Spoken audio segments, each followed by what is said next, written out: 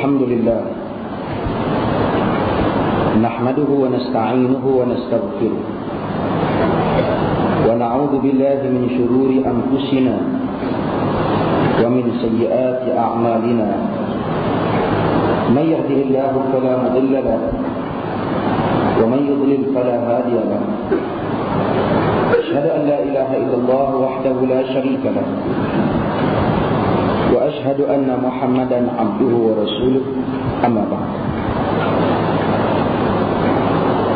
Muslimin dan muslimat yang dimuliakan, kita sedang berada dalam Kitabul Iman di dalam Sahih Al-Bukhari, iaitu Kitabul Iman, kitab mengenai iman, yang dihimpunkan hadis-hadisnya ataupun ayat-ayat Al-Quran berkaitan dengannya oleh Al-Imam Al-Bukhari rahimahullahu ta'ala. Babu du'aukum imanukum. Bab doa kamu adalah iman kamu, yakni perkataan doa bermaksud dengan iman. Haddatsana Ubaidillah bin Musa qala akhbarana Hanzalah bin Abi Sufyan an Ikrimah bin Khalid an Ibn Umar radhiyallahu anhuma qala qala Rasulullah sallallahu alaihi wasallam buniya al-islamu ala khams syahadati an la ilaha illallah wa anna Muhammadar Rasulullah wa iqamis salat wa ita'iz zakat wal hajj wa shaum Ramadan. Daripada Ubaidillah bin Musa, yakni guru kepada Al-Imam Al-Bukhari rahimahullah, katanya telah menceritakan kepada kami Hanzalah bin Abi Sufyan. Hanzalah bin Abi Sufyan yang mana telah menyampaikan hadis ini kepada Ubaidillah bin Musa. Kata Hanzalah bin Abi Sufyan, hadis ini diambil daripada Ikrimah bin Khalid. Ikrimah bin Khalid ini ialah Ikrimah bin Khalid bin Sa'id bin Ibn al-As bin Hisham. Kerana pada zaman tersebut ada dua Ikrimah bin Khalid. Satu Ikrimah bin Khalid bin Salamah bin Hisham. Nama dia Ikrimah bin Khalid lah. Dia dhaif dalam hadis. Sedangkan Ikrimah bin Khalid yang dimaksudkan oleh Al-Imam Al-Bukhari ini ialah Ikrimah bin Khalid bin Sa'id Ibn al-As bin Hisham. Kenapa? Bab ni satu bab yang penting dalam ilmu hadis. Kalau orang tidak teliti, orang yang mempelajari ilmu hadis dia tak teliti, lalu dia akan salah sangka, lalu dia akan menghukum rawi yang dhaif dikatakan thiqah, dikatakan dipercayai, kuat, pasal namanya sama, ataupun berkemungkinan untuk dia menghukum rawi yang thiqah sebagai dhaif. Kerana ramai orang, para periwayat hadis ni, nama mereka sama, nama tu sama dengan bin sekali sama.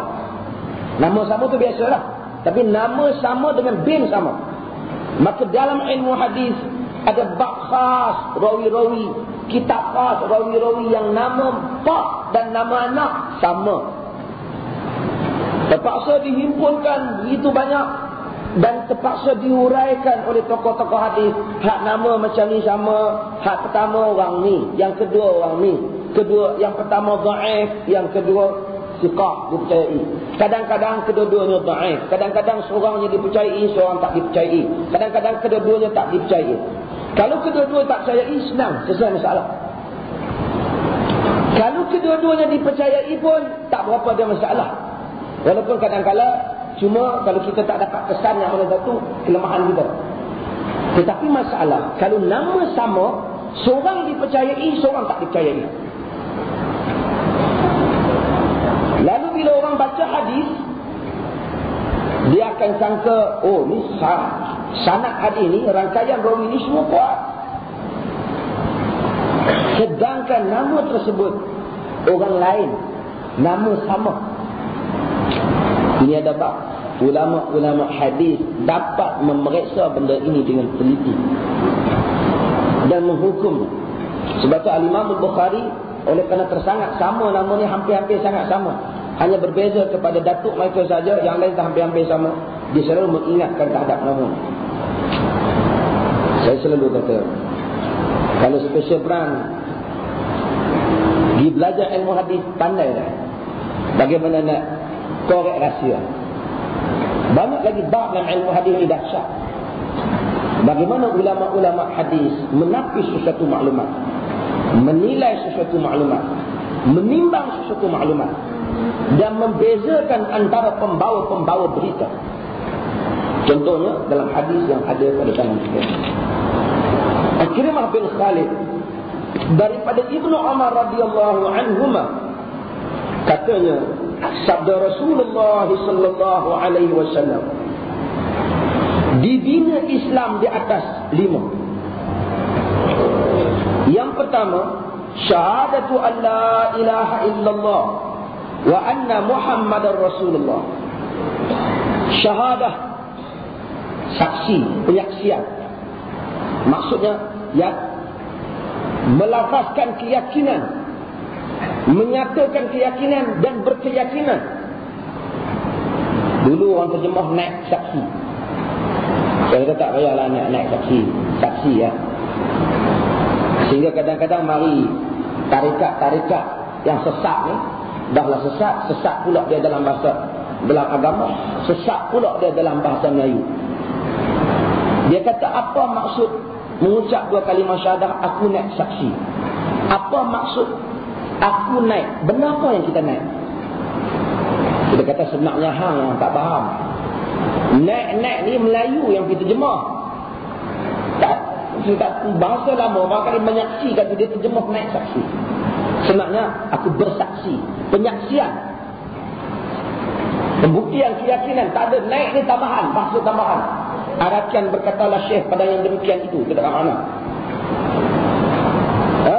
Naik tak ada. Yang penting penyaksian Allah ilaha illallah, penyaksian terhadap uluhiyah Allah Subhanahu wa taala, la ilaha illallah, seperti mana yang telah kita huraikan sebelum daripada ini. Iaitu dia mesti bila dia masuk dalam pintu Islam, pertama kita mesti pastikan dia menyaksikan, dia berikrar dengan lidahnya. Saya telah sebut pada kuliah yang lalu, Islam orang pada kita ialah ikrar dengan lidah. Nilai Islam seseorang pada kita, bila dia ikrar dengan lidah, dia di sisi kita adalah Muslim. Hati dia kita tak tanya. Kita tak tanya hati dia. Masalah hati, iman ataupun tidak, ialah penentuan iman dia dengan Allah Ta'ala, urusan dia dengan Allah. Namun kita hanya seperti mana yang saya syarahkan, hanya dituntut untuk mengetahui Islam ataupun tidak, iman ataupun tidak seseorang dengan penyaksian dengan lidah. Bila dia menyaksikan dengan lidahnya, berikrar dengan lidahnya, dia Muslim di sisi kita. Selamat darah dan nyawanya, selamat harta bendanya, mempunyai hak menerima semua peruntukan-peruntukan yang diperuntukkan oleh Islam kepada seorang Muslim. Urusan hatinya tak ditanya oleh kita. Urusan hatinya antara dia dengan Allah. Kerana bukanlah di dalam kemampuan manusia untuk tahu apa yang ada di sebalik hati seseorang. Kalau Allah Ta'ala kata kita kena tahu setelah dia berikrar, kita kena tahu dalam hati dia pula, susah kita. Hati ni macam-macam. Orang boleh pakai jubah, boleh pakai serban, barangkali hatinya tak beriman.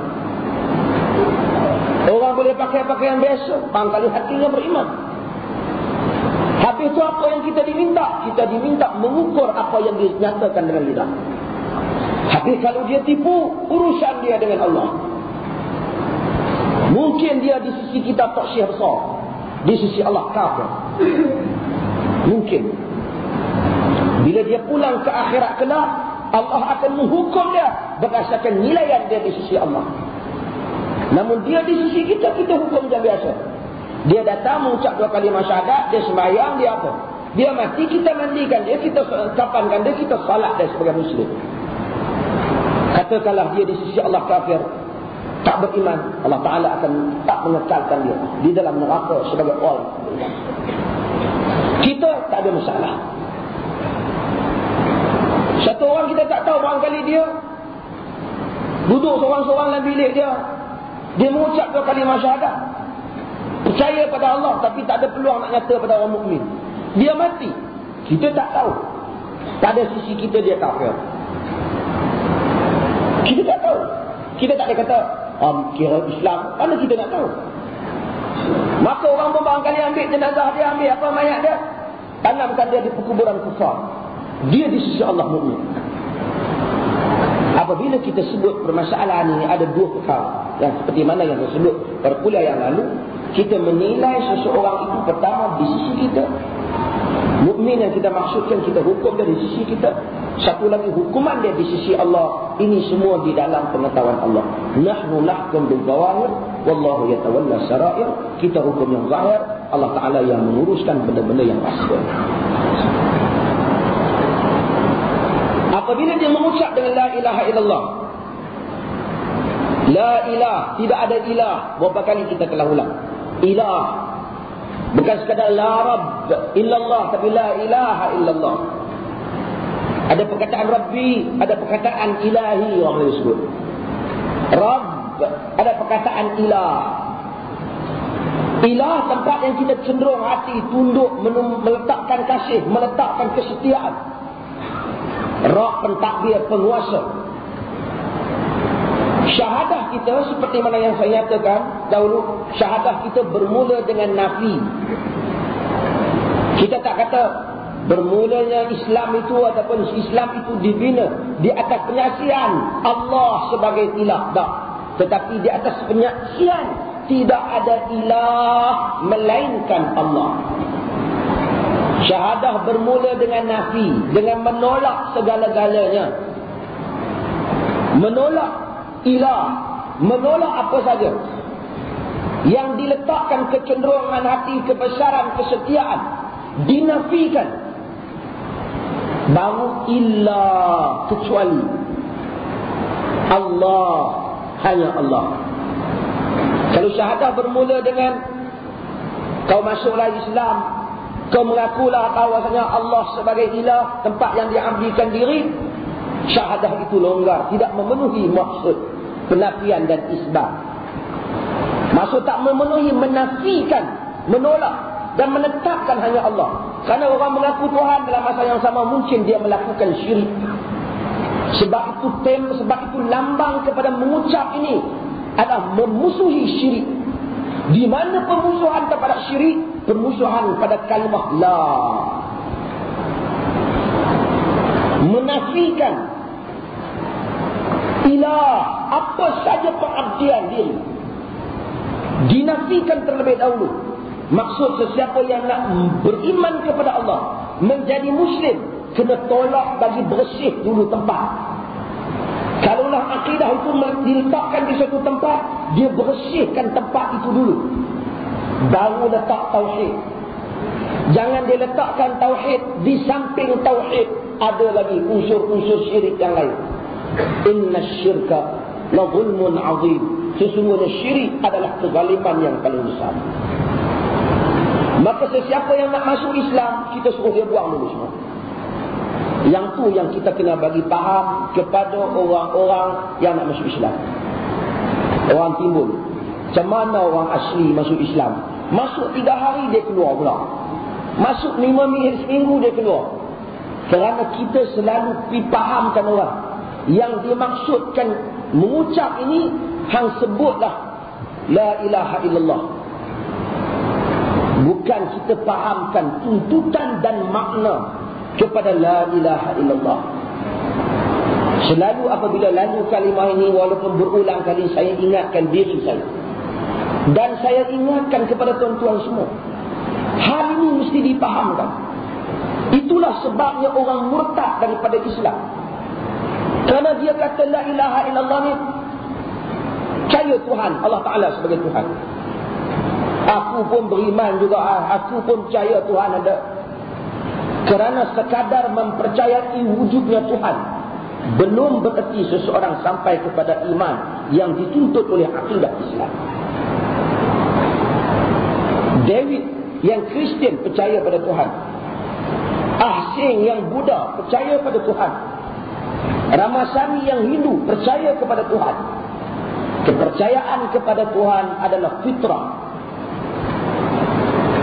Bahkan seperti mana yang saya sebut kuliah-kuliah yang dulu, orang Arab lebih jelas kepercayaan mereka kepada Allah. Mereka menamakan Kaabah dengan Baitullah, rumah Allah. Bahkan mereka melihat bagaimana Allah telah memusnahkan tentera Abraha. Dengan keyakinan mereka, mereka yakin ini rumah Allah.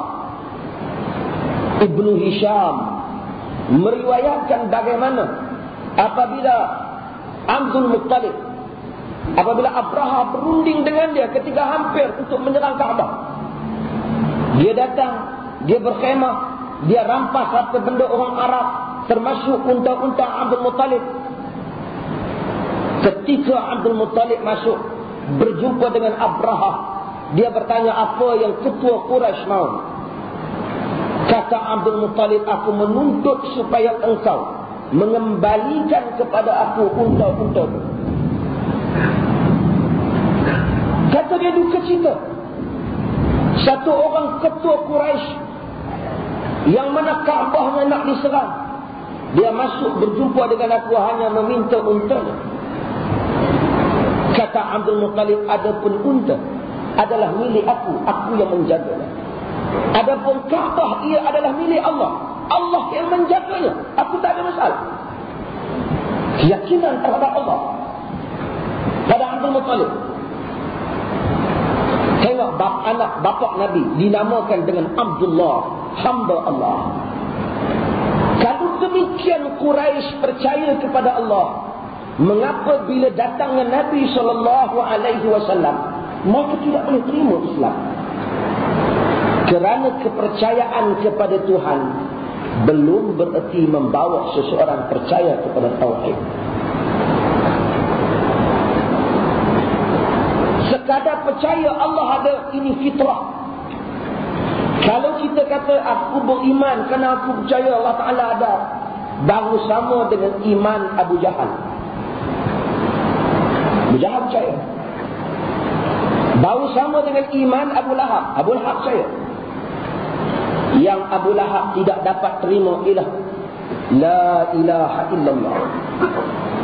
Menolak segala-galanya, menetapkan hanyalah Allah Subhanahu wa ta'ala.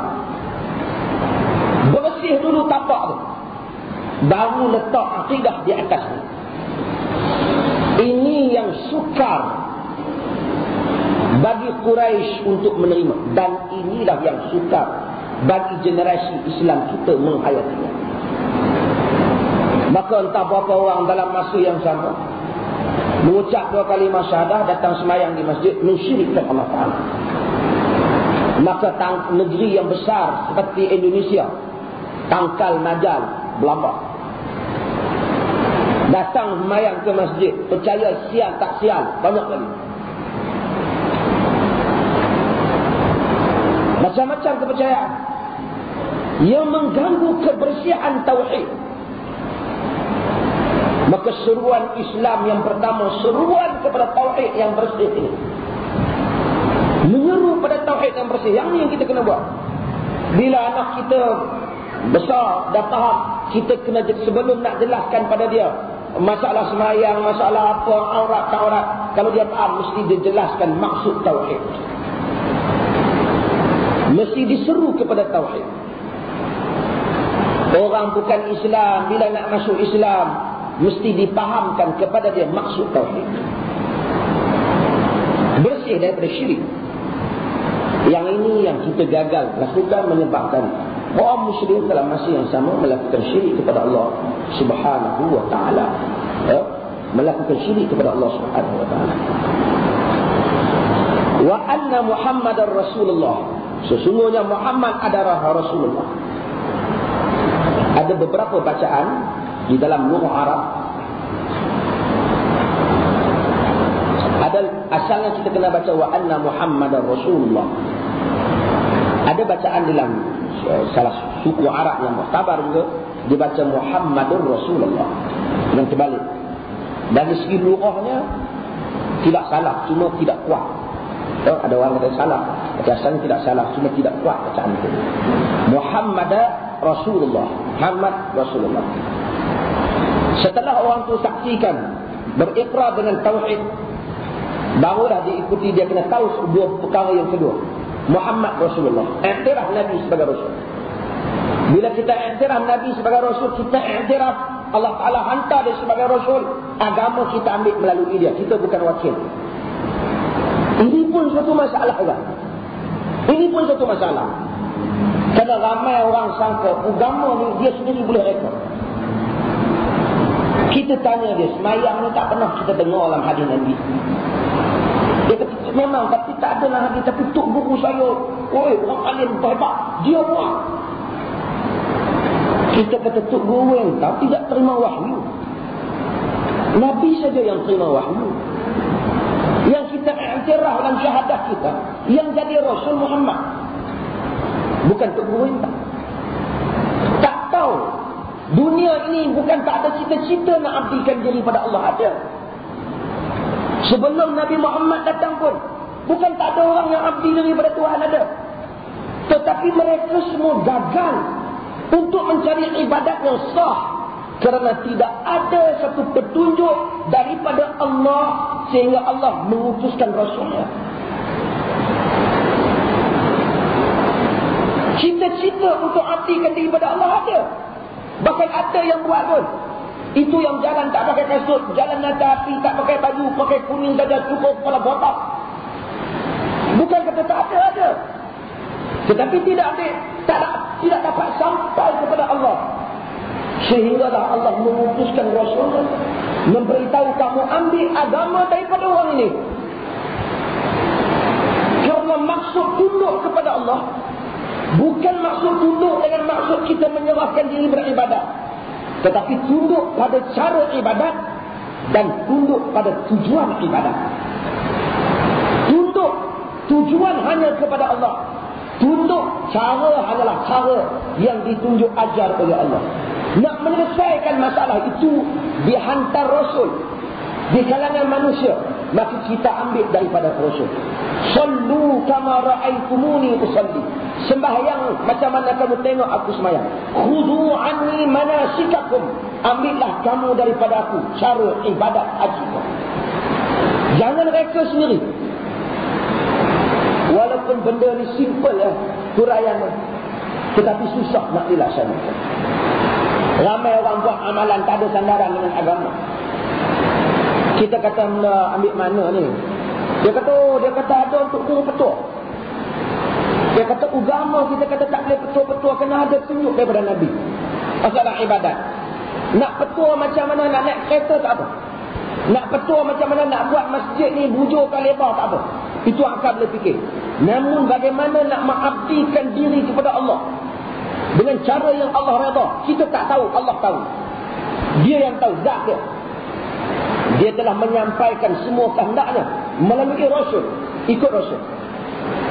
Sikit yang mengikut sunnah lebih baik daripada banyak yang di atas bid'ah, yang berada di atas bid'ah.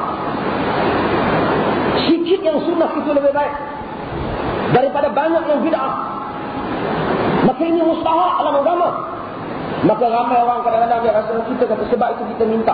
Bila kita mengucap dua kalimah syahadah kita faham. Orang asli kan masuk Islam kita fahamkan dia. Bahawa bila nak sembahyang nak apa dia tahu dia. Dia mesti tahu, dia kena tanya. Kita nak bagi tahu dah ini Nabi buat, ini Nabi tak buat, jangan reka sendiri. Kita pun kadang-kadang ramai orang petua kita sembahyang sekian-sekian kita buat. Kita tak tanya Nabi buat atau tidak.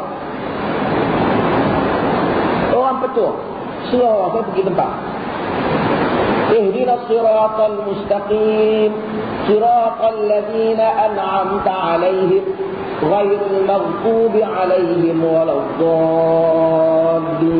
Kata orang petua, masa tu kita baca doa, Rabbighfir wa liwalidayya.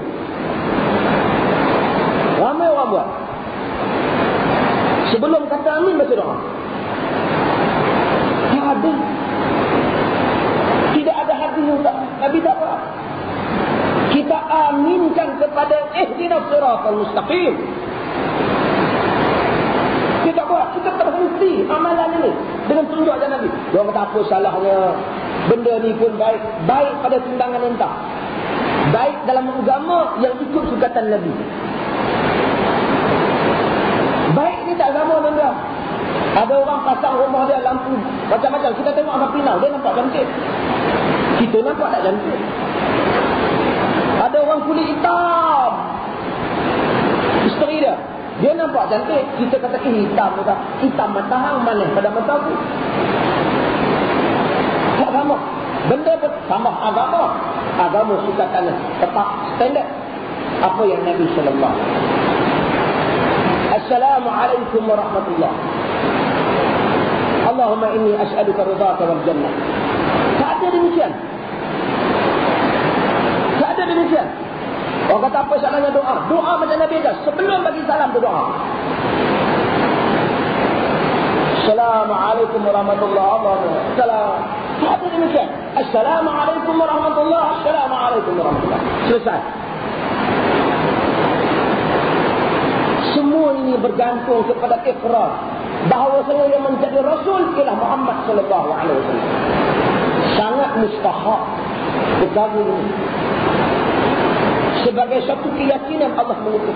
Yang lain pada tu tuan-tuan, kita nak buat kuliah malam Isnin ke malam Selasa ke, itu ikhtiar boleh fikir sendiri lah.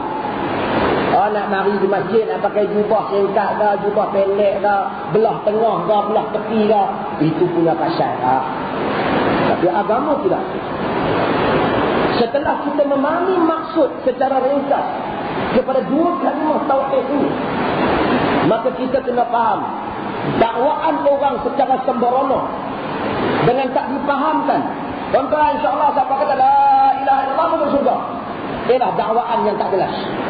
Memang Nabi SAW bermenyatakan, man qala la ilaha illallah dakhala al-jannah. Tetapi perkataan qala la ilaha illallah bermaksud berkata dengan yakin terhadap isi kandungannya. Jika berkata dengan tak yakin, Abu Jahal dapat menyelesaikan masalah ini dengan Nabi pada pendakwah. Kalaulah dakwah Nabi kata la ilaha illallah, apa masalah Abu Jahal? Okeylah Muhammad, aku la ilaha illallah. Okey, hai perang mau baik. Lepas dari itu kau mau apa lagi? Selesai masalah.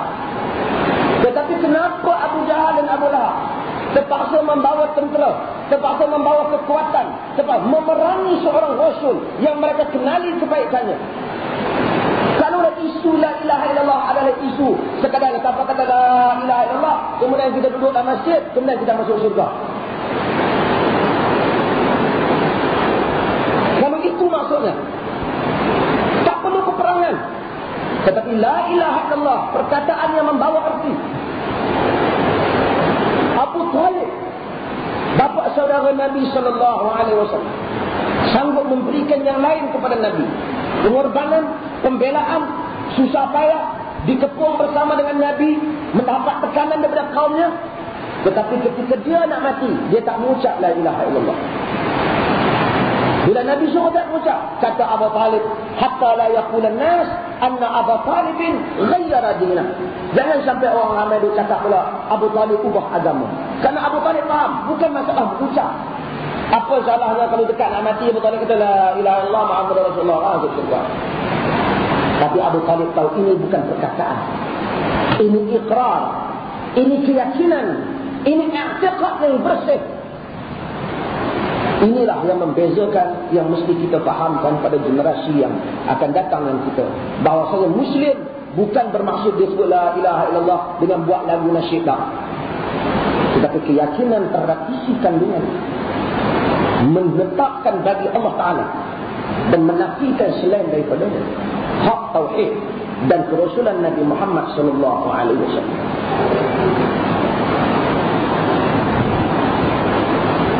Ini seruan yang pertama. Yang ini kita kena jelaskan. Kadang-kadang kita semua orang masuk Islam, kita tak jelas hal ini. Saya buat kali saya sebut ke tuan-tuan, bila kita tak jelaskan benda ni, dia masuk Islam, dia tak lama kena dulu.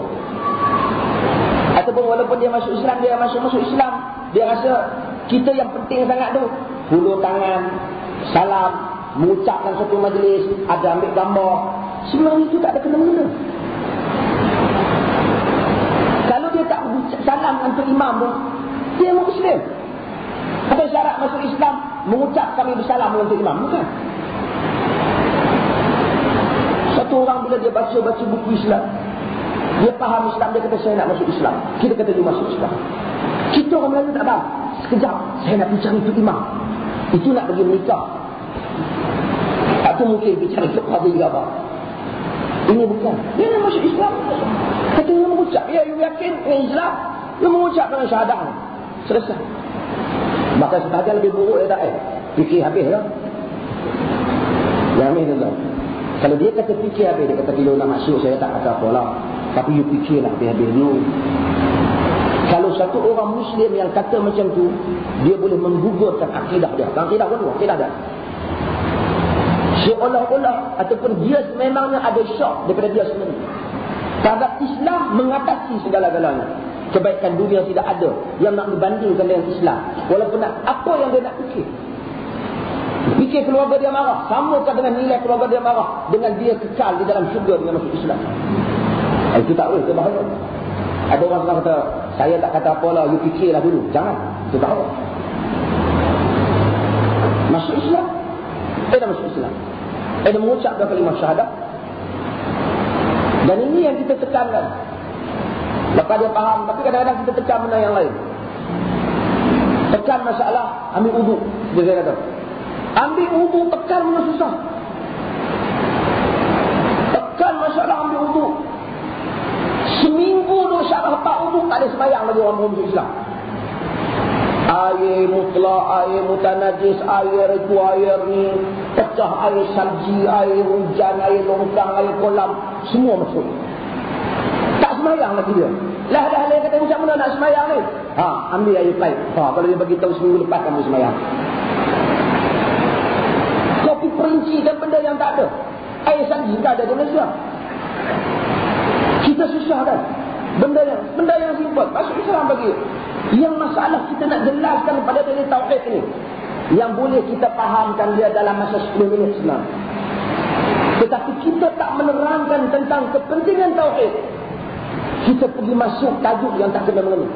Wujud artinya ada, lawannya tiada.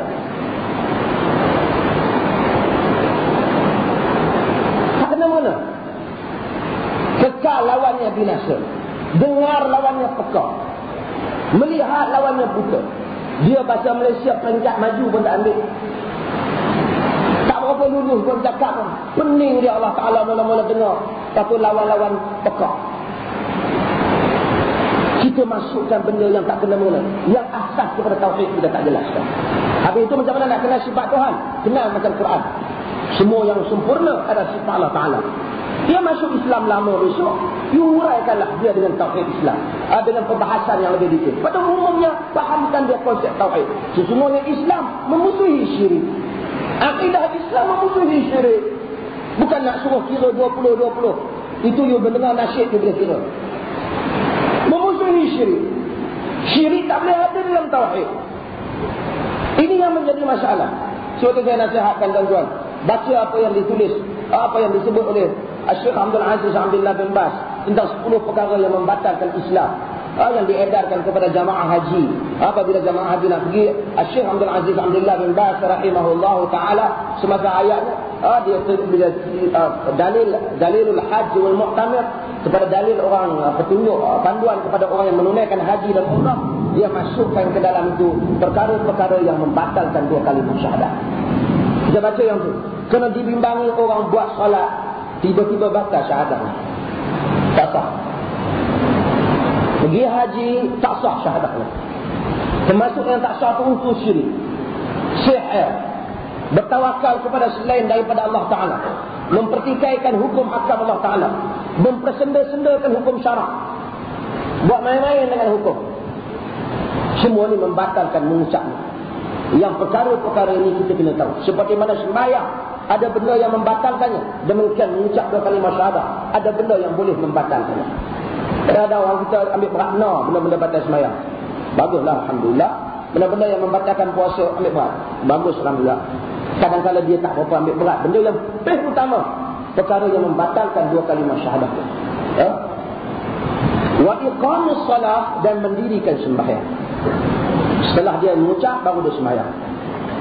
Yang ini mendirikan sembahyang. Nabi ajar mendirikan sembahyang. Bukan sekadar sembahyang, mendirikan sembahyang. Maksud sembahyang ada rukun, ada cara dia. Bukan sekadar pergi sembahyang saja. Sembahyang mesti didirikan. Anti hadis kata, dan sekarang jadi beberapa aliran yang muncul, dan mendirikan salat.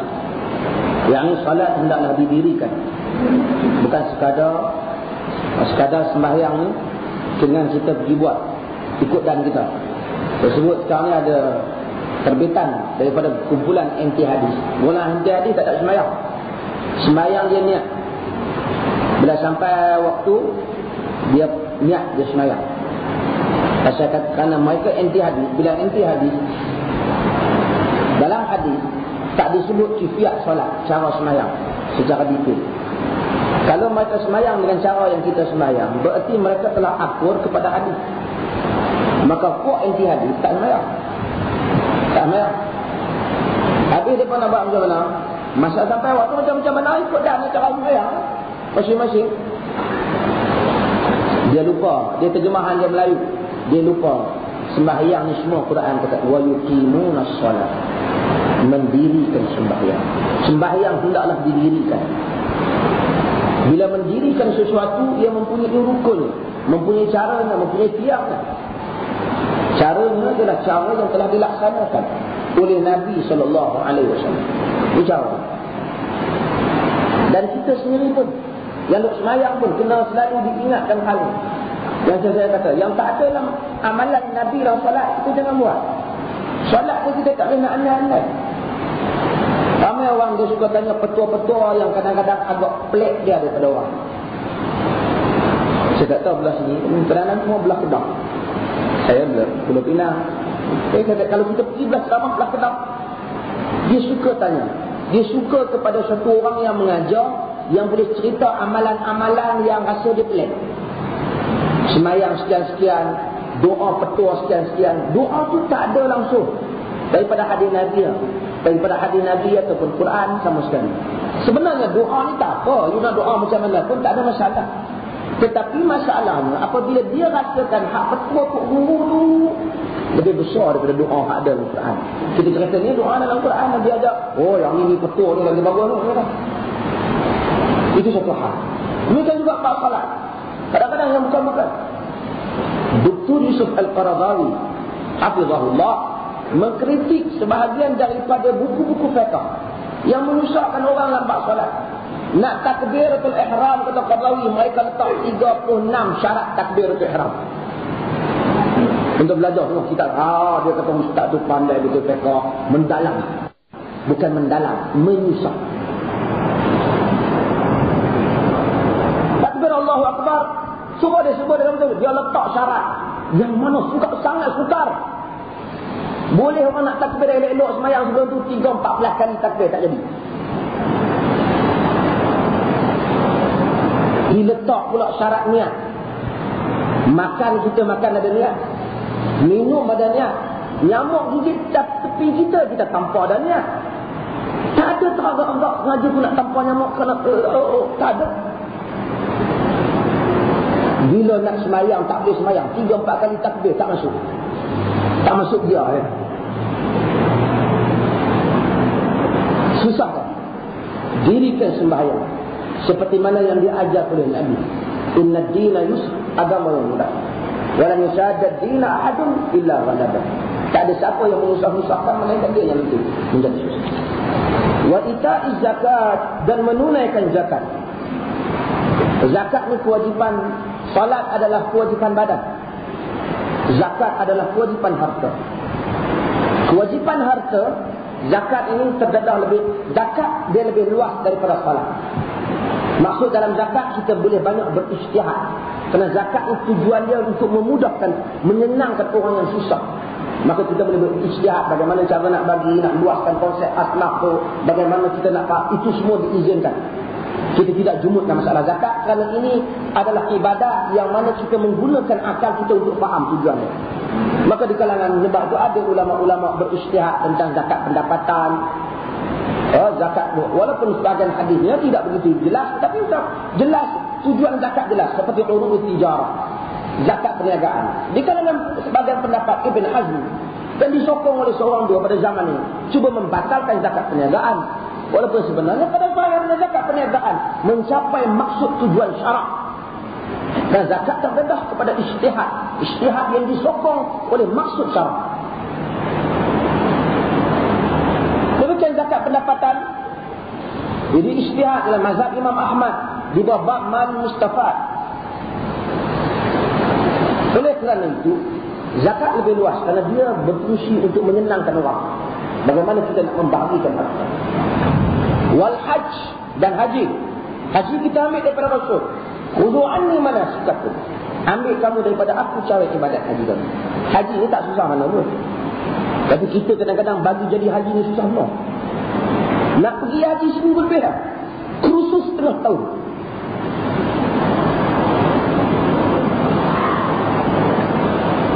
Kita cuba buat kursus haji 3 hari. Alhamdulillah kita buat haji. Kalau berdasarkan apa yang Nabi ajar, sekejap je. Tapi kursus setengah tahun. Tak habis-habis lagi. Lepas kursus, sebahagian tempat lah. Saya tak tahu di sini. Saya cerita tempat lain. Masukkan tahayul. Perkara-perkara pelik di Mekah. Jadi tajuk pula. Tajuk akbar, tajuk apa. Cerita yang bukan-bukan. Di Mekah ni siapa yang tipu, jadi sekian-sekian, tak nampak jalan. Saya bukan menafikan benda ni, tapi jangan dibesar-besarkan. Tipu ada peruntukan dia di sisi Allah Ta'ala hukum. Bahkan orang Arab ada di Mekah tu tipu kita berapa kali dah beli barang dia. Jumpa pun kedai dia duduk kat mana. Abu Jahal dengan Abu Lahab pun duduk Mekah tu lah dulu ni. Bukan saya menafikan, tetapi saya menyatakan kita mubalaghah dalam masalah. Berlebih-lebih dalam masalah. Kadang-kadang cerita nampak makhluk ajaib dekat dengan Kaabah. Allah. Tak ada benda lain ke nak ceritanya dalam agama ni. Lain daripada tahyul, lain daripada apa yang dikeluarkan oleh sebahagian majalah. Tiap-tiap minggu cerita pelik-pelik, mayat jadi tu, mayat jadi ni. Sehingga saya pertengah saya sebut pada tuan-tuan, orang kafir pun heran, dia kata mayat kita pun tak jadi ni macam ni. Lu punya mayat lagi teruk.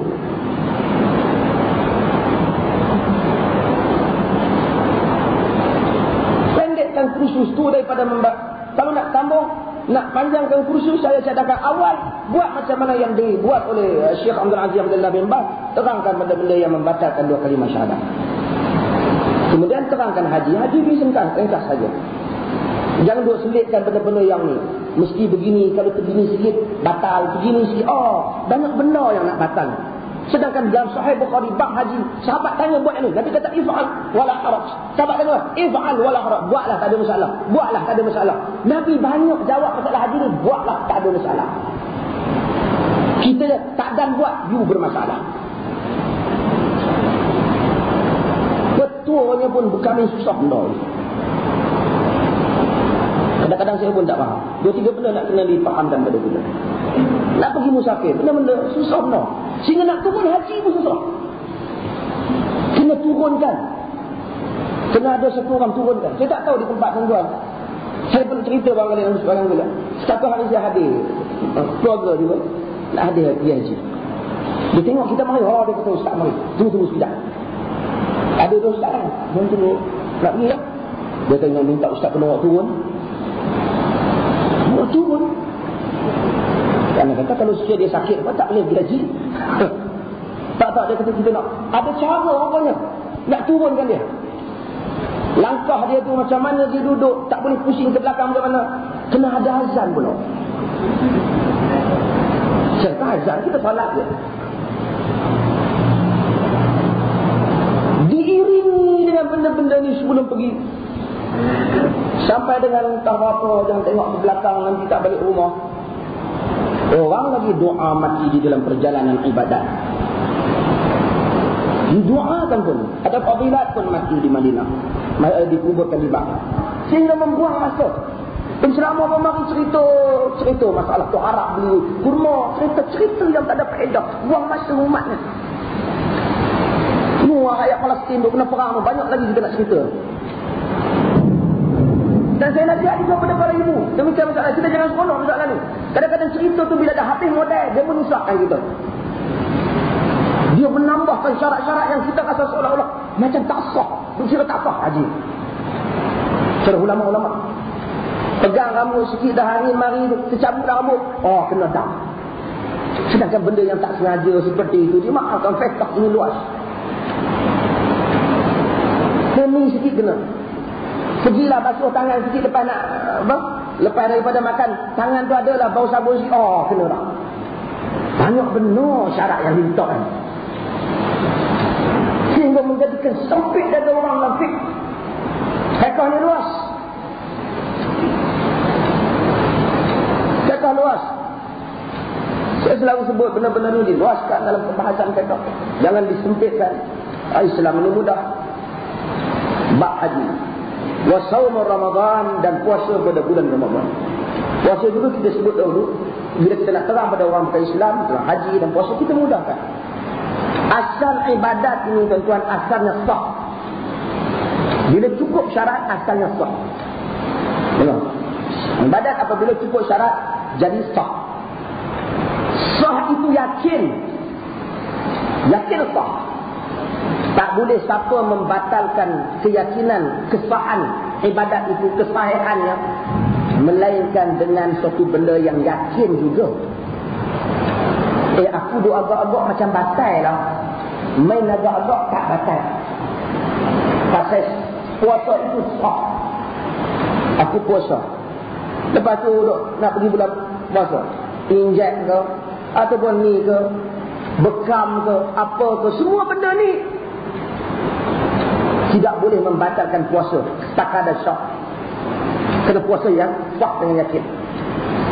Kerana banyak benda tambahannya banyak. Siapa yang mandi dekat-dekat maghrib dah puasa, makruh. Ada hadis terang dalam Muwatta Imam Malik.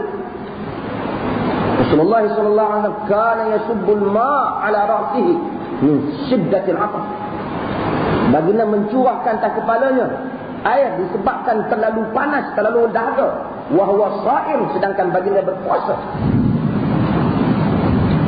Rasulullah pun luas fiqhnya. Kita sempit kan, sehingga orang lebih sebab dada nak ikut fiqh kita. Kalau boleh kira, betul. Nantilah dulu. Terganggu lebih sikit batal. Dalam kadang-kadang orang kali tengok, saya bukanlah. Kadang-kadang orang kali ketika itu seorang hamba Allah pergi semayang di Mekah. Pergi semayang di Mekah. Tok imam. Dia bila dia menangis, dia ambil sapu tangan dia, sapu air mata dia, hidung dia. Oh, batal tu imam. Dia tak perlu mufarakah tu. Duduk belakang. Mana boleh dia nak bergerak sikit-sikit. Kata entah nak bergerak sikit-sikit, tak apa. Itu faktor entah. Tetapi fiqh ini luas. Semua itu istihad sahaja. Sedangkan benda ini luas. Entah ikut imam. Sempit benar kita fiqh. Dia pergi sembahyang Mekah. Oh, kacau tu imam ini. Tak baca bismillah dia kata. Habis aku mufarakah. Imam di kampung kata mufarakah. Kalau tak mufarakah, kena niat bahawasanya dia terlupa. Ataupun kita kena niat dia memang baca kuat, tapi kita tadi tak ingat. Apa yang nak terbodohkan diri hang? Semua orang tak ingat. Tak orang. Memang dia tak baca. Secara jahat. Dia baca secara siar, secara pelan dia baca, tidak baca. Ini luas. Demikian mazhab Imam Al-Bukhari tidak menjelaskan bacaan Fatihah dalam bacaan bismillah dalam Fatihah. Bukan ia bermula. Siapa nak baca. Tapi jangan sempitkan masalah. Nanti kalau orang kalau hidup dengan Bukhari pun dia tak boleh semayang dengan Imam Bukhari. Sempitlah sikit. Semua rangkaian yang 5 ini adalah rukun Islam. Bila kita nak suruh orang, kita suruh pada yang 5 ni dulu.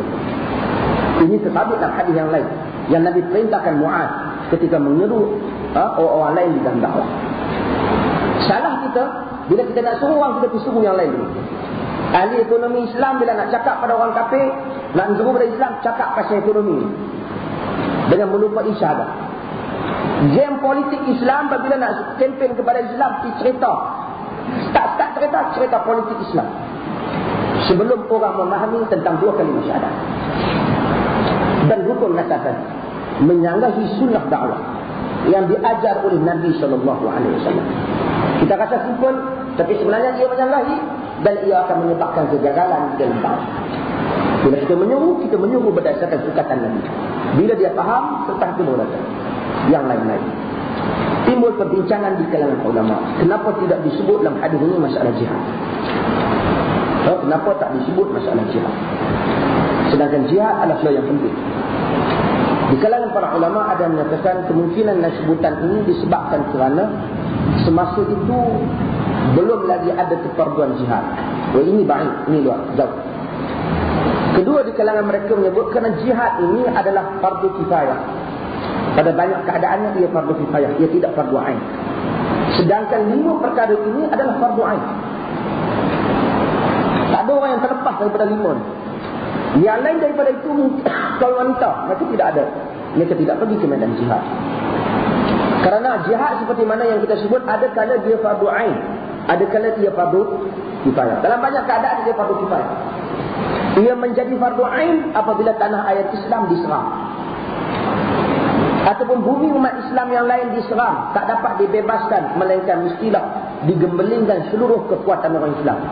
Pada zahir kalam dalil-dalil syarak, apa yang berlaku pada Iraq ini sebenarnya pada zahirnya ia menjadi fardu ain kepada orang negeri yang berhampiran.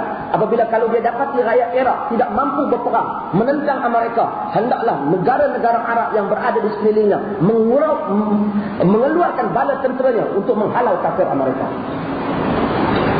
Pada rakyat Iraq dia menjadi fardu ain. Setiap yang boleh bangun, boleh mengambil senjata, lelaki dan wanita, rijal wan nisa, syuyukh wa atfal, selagi mana mereka mampu, mereka mesti ambil apa yang mereka miliki, mesti menghalau kufar, jahat syaitan besar Amerika keluar daripada bumi Iraq. Jihad ini fardu ain bagi hak rakyat Iraq. Seperti mana yang disebut oleh Al-Imam An-Nawawi dalam syarah Sahih Muslim, disebut oleh Al-Jassas di dalam Ahkamul Quran, disebut oleh Al-Qurtubi di dalam Tafsirul Qurtubi Al-Jami' li Ahkamul Quran. Demikian jihad menjadi fardu ain apabila tanah air Islam diserang. Bagi rakyat Iraq dia kena keluar berperang. Dan mudah-mudahan mereka menunaikan fardu ain itu sekarang. Ini yang sedang kita harapkan, perkembangan yang mengembirakan apabila rakyat Iraq bangkit, supaya ia menjadi pengajaran yang berikutnya. Ketika Iraq diserang, dalam kuliah-kuliah kita, saya juga di berbagai tempat saya menyebut taghut Saddam ini akan lari. Kerana itulah demikian tabiat semua taghut. Dia akan keluar meninggalkan negerinya ataupun dia akan mengalah, dan semua orang-orangnya akan menjadi pengkhianat. Kerana mereka tidak pernah berpijak pada akidah untuk mereka setia. Yang akan tinggal akhirnya ialah Amerika masuk ke bumi Iraq. Itu telah kita sebut pada awal. Dan kemudian berikutnya akan berlakulah peperangan rakyat yang Muslim dengan Amerika yang memasuki tanah mereka. Ketika itu kalau mereka mengikhlaskan niat mereka lillahi ta'ala, ia akan menjadi jihad yang suci untuk kurun. Seperti mana jihad itu, lapangan jihad itu ada di bumi Afghanistan ketika rakyat Afghanistan menghalau Rusia keluar. Dan ia akan menjadi gerbang, pintu menuju ke syurga kepada siapa yang ingin menuju kepada syurga dan pergi ke bumi Iraq dan berperang. Ini adalah hakikat. Allah Ta'ala buka bumi Afghanistan. Afghanistan ketika menjadi, bukan rakyat Afghanistan yang banyak mati. Kebanyakan yang mati di medan jihad ialah rakyat Arab di Afghanistan. Rakyat Saudi saja lebih daripada 2,000 yang mati, memikul senjata menghalau kufar Rusia. Rakyat yang hanya berbekalkan senabang patah dapat menghalau kuasa besar Rusia. Mukjizat kurun, dan mukjizat itu akan berulang bagi kurun yang ini sekiranya rakyat Iraq benar-benar mengikhlaskan niat jihad lagi. Mudah-mudahan ini yang kita harapkan, perkembangan terbaru. Dan awal dan Amerika tertekan sekarang ini, dan dia yang meminta supaya untuk dilakukan gencatan senjata. Dan kita mengharapkan semoga menjadi bukti kepada Rusia. Selepas daripada Rusia dihalau, bermulalah kejatuhan kerajaan Rusia. Mudah-mudahan apabila dihalaunya Amerika akan memulakan kejatuhan kerajaannya dan berpecahnya empayar Amerika secara besar-besaran. Mudah-mudahan. Jihad bagi rakyatnya adalah fardu ain. Sekiranya jihad pada negeri berkenaan gagal dilaksanakan kerana tidak cukup tenaga, kata para ulama, jihad bagi negeri yang berdekatan dengan negeri tersebut adalah fardu ain, sehinggalah negeri Islam dapat dibebaskan.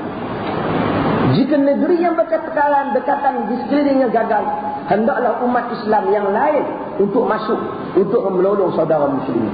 Yang ini kita tak buat, bukan saja di Iraq, tak buat di Palestin. Berjuta Arab berada di sekeliling beberapa juta Yahudi, mereka tak buat apa. Mereka berunding. Kalaulah rakyat Arab itu hanya ambil batu saja, seorang tergenggam, melontar Israel, kampus Israel. Tetapi mereka takut. Dan rakyat Arab tak takut semuanya. Rakyat Jordan, rakyat Mesir, rakyat Syria, kebanyakan mereka bersedia untuk melintas sempadan. Tetapi yang menangkap mereka sebelum mereka melintas sempadan bukanlah Israel, tetapi negara-negara Arab. Inilah hakikat yang berlaku. Dan kita kena jelas tentang masa depan orang Islam dalam hal ini. Dan kita mengharapkan Allah Subhanahu Wa Taala memberikan kemenangan kepada umat Islam di Iraq. Wallahu taala a'lam. InsyaAllah kita akan buka pada soal jawab penonton sudah. Rakyat mesti pada itu yang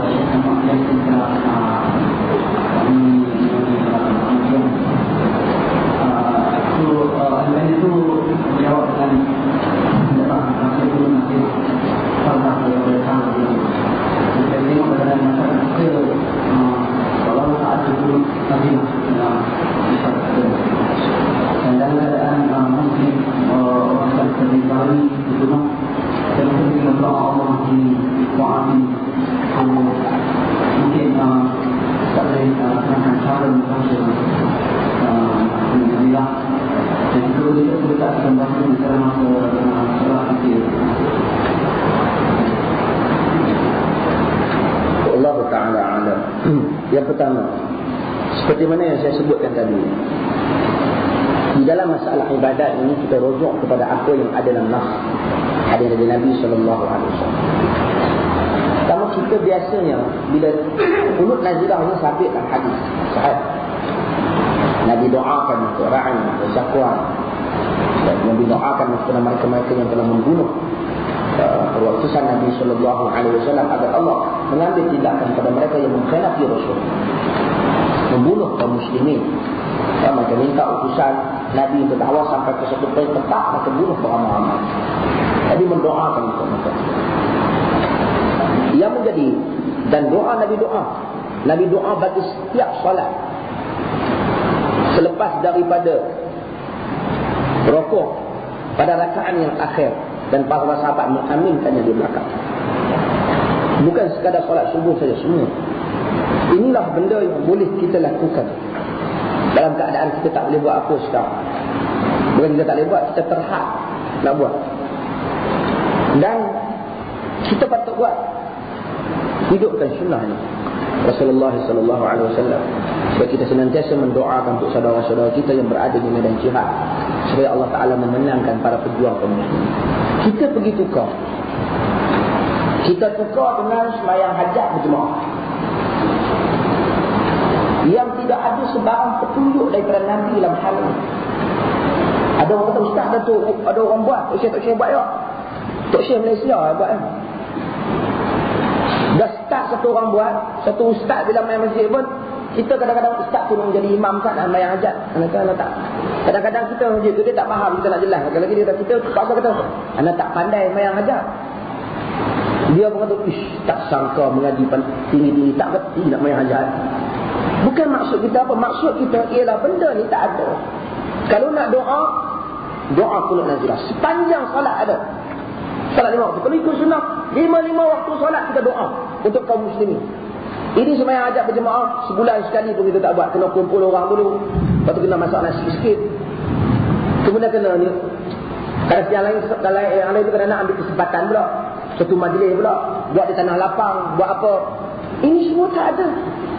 Tak ada sebarang petunjuk Nabi dalam hal ini. Orang kata apa salahnya? Salahnya kerana kita disuruh mengikut Nabi sallallahu alaihi wasallam. Kau hidup tak kunut nazilah. Tak ada negeri yang buat sembahyang hajat ramai-ramai tengah padang ni dengan kita. Mungkin orang tak setuju. Tapi tolong sebut satu contoh.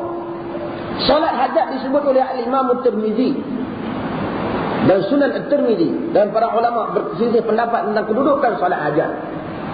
Sebahagian mereka mendhaifkannya dan sebahagian mereka menghasankannya. Kalaupunlah kita terima ia pada kadar hasan sembahyang hajat, yang dilakukan ialah bersendirian dengan hajat individu. Buat hajat tu. Kemudian bahkan kadang-kadang sembahyang hajat berjemaah itu bukan saja sembahyang hajat berjemaah itu tidak ada, disertai pula dengan petua-petua yang tak ada. Rakaat pertama bacaannya ini sekian, tak ada dalam hadis tu. Kalau siapa ada sebut dalam hadis bacaan-bacaan sembahyang hajat ni, rakaat pertama apa-apa, buat marilah. Kalau ada hadis palsu, buat mari nak tengok. Kemalsu hadis pun tak terfikir lagi nak buat. Yang ni 10 kali, yang ni berapa kali, masa sujud nanti entah apa-apa kali dia buat. Lepas tu ada pula yang petua baca ayat Quran semasa sujud. Ini semua baik, jauh daripada apa yang terkandung dalam sunnah-sunnah Nabi sallallahu alaihi wasallam. Sebaik-baik ya mengikut sunnah. Sesungguhnya sikit yang mengikut sunnah itu lebih baik daripada banyak yang tidak berada di atas sunnah Nabi sallallahu alaihi wasallam. Buat benda yang ini ditelayu, keluarkan fatwa, dinasihati pun, sehingga orang yang mari negeri kita, orang berheran kita buat. Tengok hujan turun berau-berau, sembahyang tak kena lapang. Arab dia ingat kita benar istisqa, sembahyang minta hujan. Pokoknya sembahyang hajat. Orang kata Allah, tak boleh, kita tak boleh kata benda ni, ramai orang tak buat. Kalau tak mau kata, tak payah mengajar lah. Semua orang tempat dia kata, ustaz tolong mengajar benda yang orang setuju. Dia beritahu kita, kita kata tak payah mengajar, tak ada setuju dah. Kita nak bagi tahu benda yang kita tak tahu. Dan bukan semesti semua benda itu setuju. Cuma ustaz saya tak boleh terima. Tak boleh terima tak apa. Tapi kalau kita nak amal, amari hadis Nabi. Satu contoh hadis. Tak satu separuh pun tak apa. Kalau ada boleh dikaitkan dengan benda ni. Tak ada. Tidak ada. Semaklah. Tolong semaklah. Bukan tidak ada. Dan insyaAllah tak ada. Dan memang mustahil ada. Tak ada peruntukan hadis ni. Orang nak buat, itu urusan dia dengan Allah Ta'ala. Tapi kalau tanya kita kata tak ada. Kalau dia tanya di sudut hadis Nabi ada tak? Kalau dia tanya, ustaz orang buat tak? Saya kata memang orang buat. Ada orang buat. Kadang-kadang sembahyang hajat ni ambil kesempatan tak untuk apa-apa. Ada. Kalau betul-betul nak doa. Kita ingat mereka bukan sebulan sekali, bukan satu ceramah sekali, ataupun sekali berhimpunan di studio sekali. Kita ingatkan mereka setiap kali waktu salat. Mendoakan kepada kaum muslimin agar Allah menolong mereka dan menghancurkan kufar yang menyembelih umat Islam di seluruh dunia. Kita tinggalkan hal. Dr. Qaradawi dan ramai lagi telah menasihati untuk orang Islam melakukan penazilaan ini supaya kita semua seolah-olah sekurang-kurangnya menghidupkan perasaan kita terhadap kaum muslimin. Wallahu ta'ala. Ada soalan?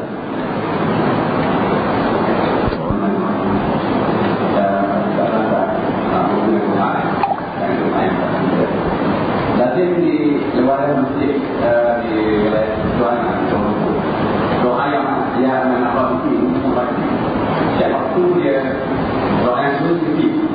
Jadi saya bertanya juga, apakah doa ini ada unik dari Rasulullah atau terang-terang mengikut apa yang saya didikan? Tak ada.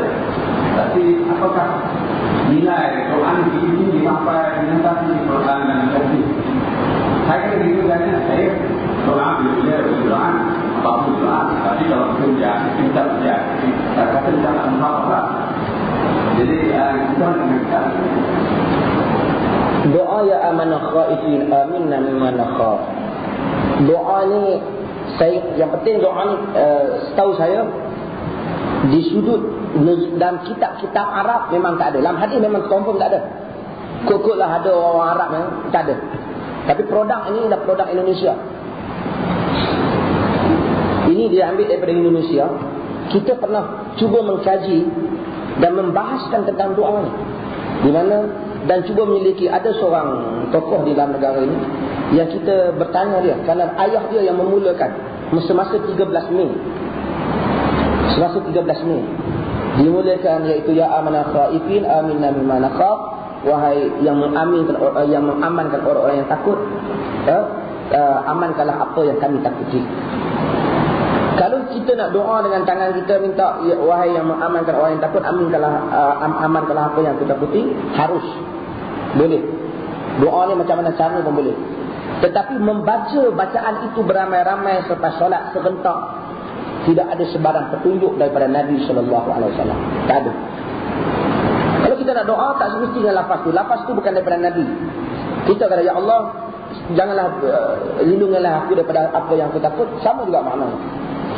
Cuma kalau lafaz doa itu daripada Nabi, kita dikendaki supaya meraihkan menyebut lafaz Nabi tu. Maksud kalau lafaz tu ada dalam Quran, kita sebut lafaz tu. Pasal lafaz tu ada dalam Quran. Bahkan kata Al-Imam Ibn Qayyim Al-Jawziyah dalam Zadul Ma'ad, kata dia kalaulah sekiranya lafaz itu dalam Quran dengan maksud ramai, wahai Tuhan kami, sedangkan kita yang nak doa ni seorang-seorang, kata Al-Imam Ibn Qayyim kekalkan lafaz itu. Pasal itu lafaz yang berkah daripada Al-Quran, ataupun itu adalah lafaz daripada Nabi SAW. Kita kekalkan lafaz itu.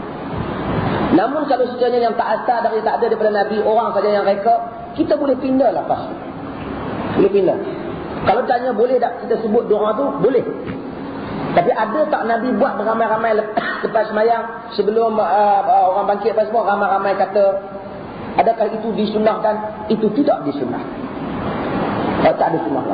Tapi ada orang buat, alhamdulillah kita semua sepakat rojukkan kita Quran dan sunnah. Melainkan kita tambah rojukkan kita Quran, sunnah dan amalan orang Melayu. Bukan. Kita Quran dan sunnah tak termasuk dalam amalan orang Melayu sebagai rujukan. Mungkin kita boleh meraihkan beberapa amalan dengan kita kata ini boleh, ini tak boleh. Tapi dia bukan rujukan. Wallahu ta'ala a'lam. Soal Allah ini. Jadi apa yang ada kita berkata. Apa dia baik dia itu mengenai sebelum kata dia yang kita yang ini dan cara yang baru saya orang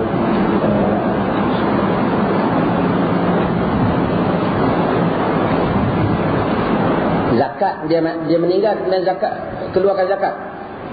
Semasa hayat dia tak keluarkan zakat. Dah cukup nisab. Kalau dah semasa dia dah cukup nisab, kemudian dah tempoh cukup nisab tu masih milik dia. Kalau dia mati sebelum cukup haul, zakat tak dikeluarkan. Tapi kalau sudah cukup syarat, dia belum keluarkan, tapi 3-4 hari kemudian dia meninggal. Dia meninggal. Sedangkan sebelum dia meninggal, kewajipan itu sudah ada pada dia. Sudah diwajibkan, kerana cukup dah syarat-syarat. Cuma dia terlewat keluar dan dia meninggal, zakat mesti dikeluarkan. Kerana kewajipan untuk dia. Keluarkan zakat untuk dia.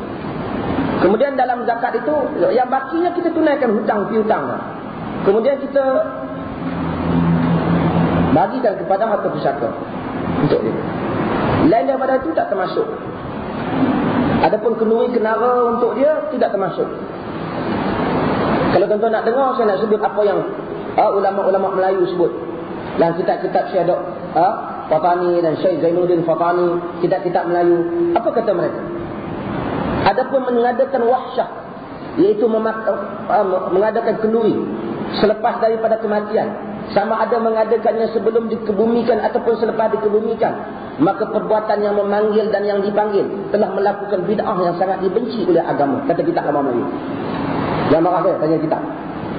Dia kata, demikian semua kitab mazhab Syafi'i. Al-Imam An-Nawawi menyebut juga dalam Majmu'. Sehingga tuan-tuan boleh sebut kitab Bahrul Mazi. Tak walau aja baca lah Bahrul Mazi. Tuan-tuan pergi cari bab tentang masalah hukum makan jenazah. Tuan-tuan akan tengok bab dia menyebut tentang larangan mengadakan sembahyang, mengadakan kenduri arwah. Kenduri arwah ni bukan masuk kenduri biasa ni. Orang kita kadang-kadang kenduri biasa dia panggil kenduri arwah juga. Bukan itu kenduri arwah ni masuk kenduri yang diadakan sempena kematian. Hari 1, hari 3, hari 7, hari 40. Ini hadis yang jelas yang diriwayatkan oleh Ibnu Majah dan Imam Ahmad daripada Jarir bin Abdullah Al-Bajali, kunna nara al-ijtima'a 'inda al-ahli al-mayt wa san'at at-ta'am lam niyahah. Sesungguhnya kami menganggap berimpun di rumah si mati dan menghidangkan makanan dan mengadakan makanan termasuk dalam hukum meratapi mayat. Ratap mayat. Ini diriwayatkan oleh Imam Ahmad dan diriwayatkan oleh Ibnu Majah. Tentu boleh merujuk semua dalam kitab. Kitab mazhab Syafi'i. Tengok. Ada orang kata ini tak boleh lah, yang ni mazhab Syafi'i. Saya kata bohong. Ia tak kena menggunakan mazhab Syafi'i. Tak kena menggunakan mazhab Syafi'i. Kita mazhab Syafi'i. Kita kata ini tidak kena menggunakan mazhab Syafi'i. Ini amalan orang Melayu. Bahkan bukan orang Melayu, orang dulu pun ada amalan sebab tu dalam kitab tersebut. Bahkan hadis tersebut menunjukkan Arab Jahiliyah membuat. Dan tuan-tuan akan tengok sekarang orang bukan Muslim, Chinese mereka buat. Kemudian Sikh mereka buat juga. Dan kita tak buat amalan ni. Hari 3, kadang-kadang benda ni bahkan dalam kitab mazhab Syafi'i, sebahagiannya yang lebih jelas kitab modern mazhab Syafi'i, Al-Fiqhul Manhaji, menyebut bahawasanya apa yang dilakukan dengan mengadakan makanan, dihidangkan selepas daripada kematian, kadang-kadang melakukan bidah, kadang-kadang melakukan perkara yang sangat haram di sisi syarak. Kalau ia membabitkan harta anak yatim, kadang-kadang membabitkan harta anak yatim, mak dia dah tak ada pilihan, tak buat pun, orang tua kata, orang kampung kata apa. Sedangkan harta yang bapak tinggal tu harta anak yatim, bukan peruntukan tu imam, itu peruntukan tu anak. Walaupun RM50 di dalam bank dah, mesti diberikan kepada anak, mesti dibedakan sebagai harta anak yatim. Harta pusaka untuk milik dia. Dia terpaksa takut nak jaga mulut orang kampung. Dia ambil RM200 pada kita ringan, RM200 pada dia berat. Dia susah, anak dia nak pergi sekolah, tambah suami muda meninggal dalam bank, apa pun tak apa ada. Ada 500-600 itu saja. Nak cari kerja 3-4, nak kena buat kenduri untuk orang kampung lagi. Sedangkan dalam hadis Nabi ajar, lamma ja'a na'yu Ja'far, qala an-nabiy sallallahu alaihi wasallam, isna'u li ali Ja'far ta'aman, qad ja'ahum ma yashghuluhum. Apabila datang berita kematian Ja'far, Nabi kata buat untuk kaum keluarga Ja'far makan. Telah datang kepada mereka benda yang menyusahkan mereka. Orang kampung patutnya mau hantar makan ke rumah dia. Kita patut kita, Assalamualaikum, tak salah duk susah-susah. Ni kami hantar beras sikit, orang ni hantar gula sikit, orang ni hantar nasi sikit, makanlah. Dia kata tak apalah. Itu patut akhlak Islam lah. Kita pergi tempah lagi ada dapur dia. Kasarlah sikit. Saya tak kisah tuan-tuan. Mungkin orang setuju tak setuju masih. Saya bagi tahu hal. Kalau nak bincang saya ilmiah, buat rujukan. Main di atas tak boleh lah, nanti timbul sensitif masyarakat Melayu. Tak ada sensitif apa. Nak selamatkan keadaan. Ada satu hamba Allah, saya tulis buku mulai ini. Saya pernah cerita dan sudah. Ada satu hamba Allah. Masa saya sebut benda ni dalam satu forum besar, forum di masjid besar, hadir semua pihak yang menyokong dan pihak yang tak menyokong kepada Allah. Dua-dua ustaz hadir. Marah hamba Allah tu dengan buku saya tulis. Dia marah. Dia beli, dia tak mau baca. Dia maki kita. Dia tak sebut dah. Beberapa tahun kemudian dia telefon. Dia kata bangsa saya nak cakap ustaz, sebenarnya saya ni minta maaf lah. Siapa ni? Saya sebenarnya maki ustaz cukup banyak. Pasal apa? Dia kata pasal ustaz tak pergi buat penuh arwah. Dia kata anak bukan paksa entah pergi halang koyok nasi. Tak nak bagi tahu hadis Nabi. Dah ni cerita lain. Bapak saya meninggal bukan. Saya ni tak berapa senang lah, saya kata. Dibanding adik-beradik yang lain, mereka semua duduk Johor, duduk Kolombo apa. Mereka semua ni, mereka serahkan penuh arwah ni kepada kita buat. Mereka balik, bapak pun mati tak tinggal apa sangat. Kita yang nak kena uruskan ni. Tak buat nanti orang kampung apa, kita pun duduk bertahan ni. Dia kata nak kena buat, kosnya tinggi. Satu malam mau 200 pun kurang. Kalau tuan-tuan, Assalamualaikum, semua yang ada ni, Pak Haji kita panggil dia pergi rumah, buat penuh arwah sikit. Dia nak jamu roti kering. Tak apa pun tak sampai. Semua memang nak makannya. Kalau boleh dia cakap, dia jamu. Dia jamu apa? Kalau orang kata nasi minyak, ya. Dia bagi tahu dia, bila dah dia tertekan dengan terpaksa nak buat ni 137 ni, satu hari dah makan 100 ni, boleh pergi 500 ni, dia tengah anak nak buka sekolah masa tu, dia kata saya buka balik buku ustaz yang saya beli tak baca. Saya baca-baca memang betul dah salah. Semalam lagi ulama nak kata dah gitu. Saya minta maaf yang aku saja. Saya kata alhamdulillah. Ini hakikat. Ada orang pernah jumpa kita, orang kampung nak minta hutang, baru meninggal. Kita nak bagi hutang, tapi kita tanya nak buat apa? Saya nak buat penuhi orang ni. Jadi saya bagi hutang tak payah, saya nak bagi terus. Tapi jangan buat penuhi. Dia kata nanti tak buat penuhi orang kampung tak apa pula.